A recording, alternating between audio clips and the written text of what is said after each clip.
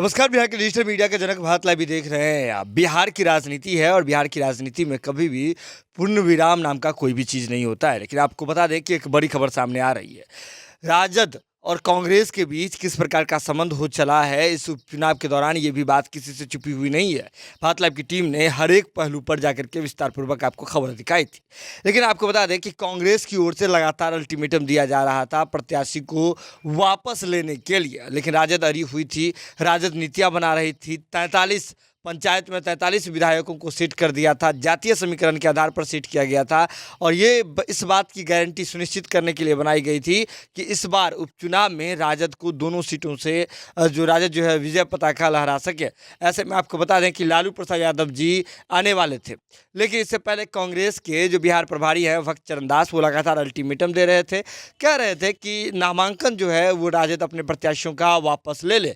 आपको बता दें कि कांग्रेस ने भी अपने प्रत्याशियों को भी उतार दिया है, राजद उतार दिया है, तो राजद और कांग्रेस आमने सामने होगी। आपको बता दें कि महागठबंधन के बारे में तेजस्वी यादव जी और राजद के नेता लगातार दावा करते थे कि किसी भी कीमत पर जो महागठबंधन बना हुआ है उसकी गांठें नहीं खुलेगी। लेकिन उपचुनाव में प्रत्याशियों को उतारने को लेकर के ही आपसी तालमेल ऐसा बिगड़ा कि लगातार बिगड़ता ही चला गया और अब एक दूसरे को हराने पर, नीतियां दांव-पेच लगाने पर सभी तुले हुए हैं। आपको बता दें कि कांग्रेस और राजद एक दूसरे को हराने के लिए ही लगातार सहमत का इस खेल खेल रहे हैं।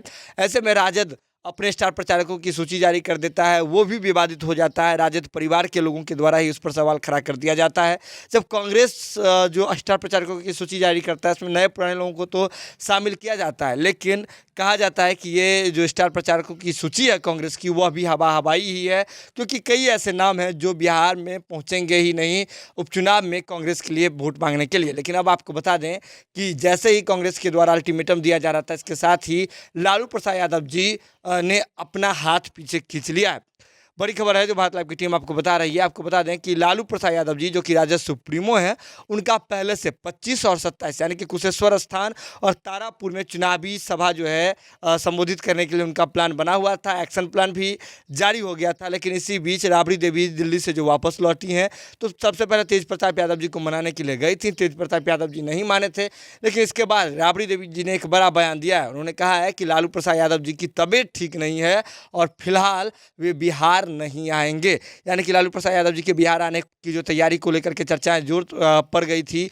25 और 27 को कार्यक्रम भी निर्धारित हो गया था। तो ऐसे में राबड़ी देवी ने इन तमाम दावों को खारिज किया है और फिलहाल स्टे लगा दिया गया। उन्होंने कहा है कि उनकी तबीयत में सुधार होता है, इसके बाद कुछ इस पर बात किया जाएगा, लेकिन फिलहाल लालू प्रसाद यादव जी नहीं आ रहे हैं। यानी कि लालू प्रसाद यादव जी जो तारापुर और कुशेश्वर स्थान में जाकर के चुनावी सभा को संबोधित करने वाले थे, ऐसे में राजद समर्थकों के लिए ये कोई अच्छी खबर नहीं है कि लालू प्रसाद यादव जी इस बार उपचुनाव में भी बिहार में नहीं हो सकते हैं अपने स्वास्थ्य कारणों की वजह से। जुड़े हैं भारत लाइव के साथ। लेकिन बड़ी बात यह है कि सिर्फ स्वास्थ्य कारण ही है या फिर राजद परिवार का आपसी कलह भी, क्या ये भी एक एंगल है? एक ये भी सवाल है कि अमित खरे को जिस प्रकार से केंद्रीय प्रतिनियुक्ति पर मोदी जी का सलाहकार बनाया गया है, अमित खरे IAS जो चारा घोटाले के मामले में काफ़ी ज़्यादा एक्टिव थे, बहुत सारे मामलों को उजागर करने के लिए जाने जाते हैं। लालू प्रसाद यादव जी की कमज़ोर नस उनके हाथ में कहे जाने की बात आती है सामने।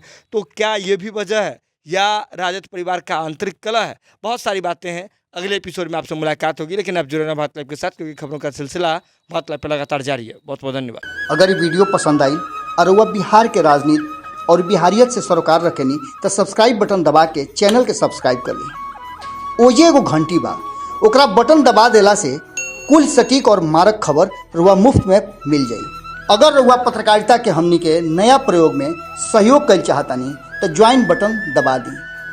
पेटीएम नंबर नोट कर ली 9386816700। धन्यवाद।